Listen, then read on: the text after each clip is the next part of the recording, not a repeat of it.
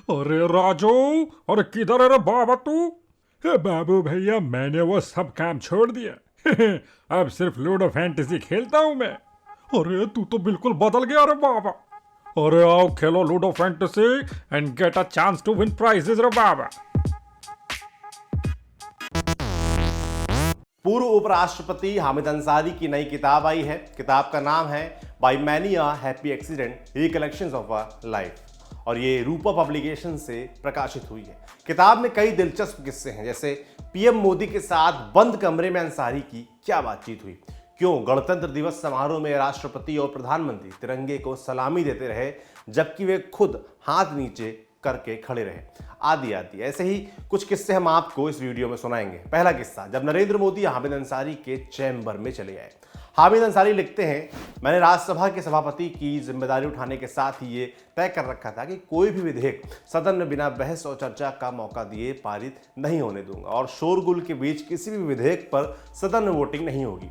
यही काम मैं एनडीए सरकार बनने के पहले यूपीए के दौर में भी कर रहा था और एनडीए के दौर में भी मेरा स्टैंड यही था। लेकिन एक दिन प्रधानमंत्री नरेंद्र मोदी मेरे दफ्तर में अचानक आ गए।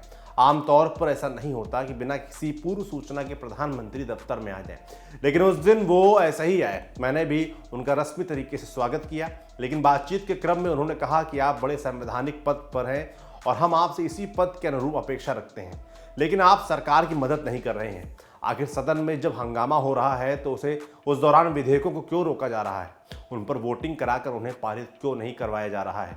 इस पर मैंने उन्हें जवाब दिया कि मैंने ये जिम्मेदारी उठाने के साथ ही ये तय कर लिया था कि हंगामे और शोरगुल के बीच कोई विधेयक पारित नहीं कराऊंगा। पिछली सरकार के दरमियान आज जो सदन के नेता अरुण जेटली हैं, वे विपक्ष के नेता थे और उन्होंने उस वक्त मेरे इस रुख की बहुत प्रशंसा भी की थी। मोदी ने राज्यसभा टीवी को लेकर मुझसे दूसरा सवाल किया कि राज्यसभा टीवी सरकार का पक्ष क्यों नहीं दिखा रहा है। इस पर मैंने उन्हें जवाब दिया कि बतौर राज्यसभा के सभापति राज्यसभा से टीवी चैनल बनवाने में मेरी भूमिका जरूर है, लेकिन इसके संचालन में मेरी कोई भूमिका नहीं, इसमें मैं कोई हस्तक्षेप नहीं करता। अंसारी के मुताबिक एनडीए सरकार को लगता है कि लोकसभा में स्पष्ट बहुमत मिल जाने के बाद उसे राज्यसभा की हर प्रक्रिया और उससे जुड़े नियम कायदों को बाईपास करने और उन पर हावी होने का हक मिल गया है। मुसलमानों के लिए किए गए कामों का प्रचार मेरी राजनीति को सूट नहीं करता।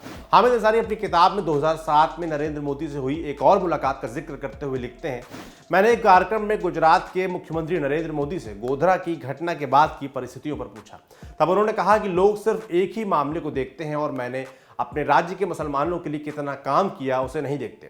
मुस्लिम लड़कियों के एजुकेशन पर मैंने जो काम किया उसे कोई नहीं गिनता। इस पर मैंने उनसे कहा कि आप अपने काम गिनाएं तो उसको सबके सामने लाया जाएगा, जिससे आपका प्रचार भी होगा।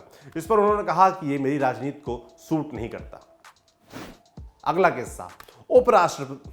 आप जानते हैं कि उपराष्ट्रपति कैसे बने हामिद अंसारी। ये 2007 का साल था, राष्ट्रपति का चुनाव हो चुका था और उस समय चुनाव में प्रतिभा पाटिल भैरव सिंह शेखावत को हराकर राष्ट्रपति चुनी जा चुकी थी। इसके बाद उपराष्ट्रपति पद का चुनाव होना था। हालांकि उपराष्ट्रपति का पद समय से पहले खाली हो चुका था, क्योंकि तत्कालीन उपराष्ट्रपति भैरव सिंह शेखावत राष्ट्रपति चुनाव हारते ही उपराष्ट्रपति पद से इस्तीफा दे चुके थे। इसलिए जब उपराष्ट्रपति के लिए प्रत्याशी को चुनाव किया जा रहा था तो कई नामों पर विचार चल रहा था। इस मामले पर हामिद अंसारी अपनी किताब में लिखते हैं, एक दिन मेरे पास मार्क्सवादी कम्युनिस्ट पार्टी के नेता सीताराम येचुरी का फोन आया और उन्होंने मुझसे उपराष्ट्रपति पद के लिए मेरी उम्मीदवारी पर चर्चा की। इसके कुछ ही दिन बाद प्रधानमंत्री डॉक्टर मनमोहन सिंह का फोन मेरे पास आया और उन्होंने मुझसे कहा कि सोनिया गांधी चाहती हैं कि आप उप राष्ट्रपति बने। इस पर मैंने हामी भर दी और अपना नामांकन भी कर दिया। लेकिन नामांकन के दिन मुझे पता चला कि नामांकन के साथ वोटर आई कार्ड की कॉपी लगानी पड़ती है। तब जल्दी से किसी सहयोगी ने मेरे घर से अनन फानन में मेरा वोटर कार्ड लाकर सबमिट किया। उस दिन नामांकन का आखिरी दिन था और यदि 3 बजे तक वोटर कार्ड रिटर्निंग ऑफिसर को नहीं मिलता तो मेरा नामांकन रद्द हो जाता। बताते चले कि 2007 के उपराष्ट्रपति के चुनाव में हामिद अंसारी ने नजमा हेपतुल्ला और रशीद मसूद को हराया था। अगला किस्सा है कैसे अंसारी राष्ट्रपति बनते बनते रह गए। 2012 के राष्ट्रपति चुनाव के संबंध में हामिद अंसारी लिखते हैं, उस वक्त केंद्र में सत्तारूढ़ यूपीए के पास 41% वोट थे, जबकि राष्ट्रपति चुनाव में जीत के लिए 50% वोटों की जरूरत होती है। लोकसभा में विपक्ष के नेता सुषमा स्वराज ये स्पष्ट कर चुकी थी कि राष्ट्रपति चुनाव में वे कांग्रेस के कैंडिडेट का समर्थन नहीं करेंगी। इसके बाद चुनाव का रास्ता ही बचा था और यूपीए को राष्ट्रपति चुनाव में अपने कैंडिडेट को जिताने के लिए 9% वोटों की और जरूरत थी।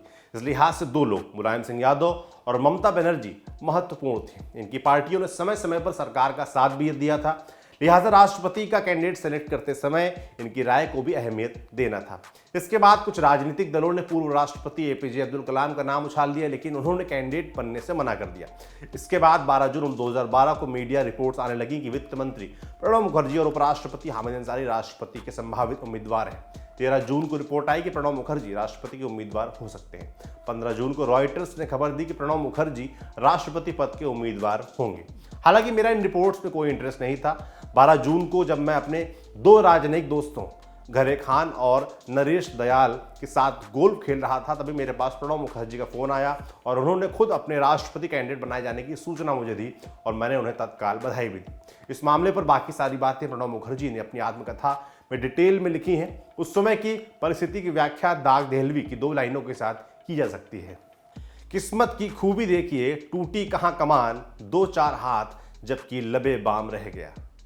हामिद अंसारी ने तिरंगे को सलामी क्यों नहीं दी, आखिर में आपको ये किस्सा सुनाते हैं।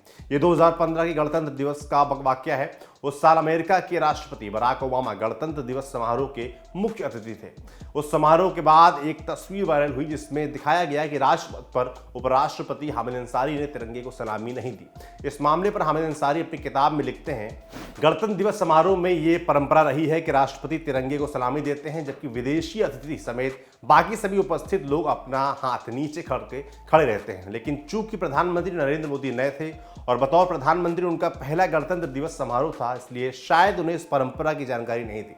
नतीजतन प्रधानमंत्री मोदी और रक्षा मंत्री मनोहर पर्रिकर ने भी राष्ट्रपति के साथ तिरंगे को सलामी देने के लिए हाथ ऊपर कर लिया और इन सब के बीच में मैं हाथ नीचे किए रहा, जिससे ये सारा विवाद पैदा हो गया। आपके लिए जानकारी लाए थे हमारे साथी अभिषेक। देखते रहिए दी लल्लन टॉप। दी लल्लन टॉप मतलब आपकी खबरें पढ़ने का एक्सपीरियंस बदलने वाली वेबसाइट। यूट्यूब और फेसबुक पर भौकाल काटने के बाद अब बारी है ऐप की। लल्लन टॉप ऐप जो लॉन्च होते ही कुछ ही घंटों में बन गया था नंबर 1। प्ले स्टोर से एंड्रॉयड ऐप इंस्टॉल कीजिए और जुड़े रहिए लल्लन टॉप खबरों से। अब एक ही जगह पर मिलेंगे पॉलिटिकल किस्से, लल्लन टॉप शो, चुनावी कवरेज, पड़ताल और आसान भाषा में। पाइए लल्लन टॉप की वीडियो सबसे पहले, फेसबुक और यूट्यूब से भी पहले। खबरें और वीडियो का आपको मिलेगा नोटिफिकेशन। बड़ी खबर हो या फिर हो किससे, सब आपके फेवरेट सेक्शन आपको हैं बताने। इतना ही नहीं, क्रिकेट मैच का स्कोर और इलाके में मौसम का जोर भी जानिए। आज ही गूगल प्ले स्टोर पर जाइए और दी लल्लन टॉप ऐप इंस्टॉल कीजिए।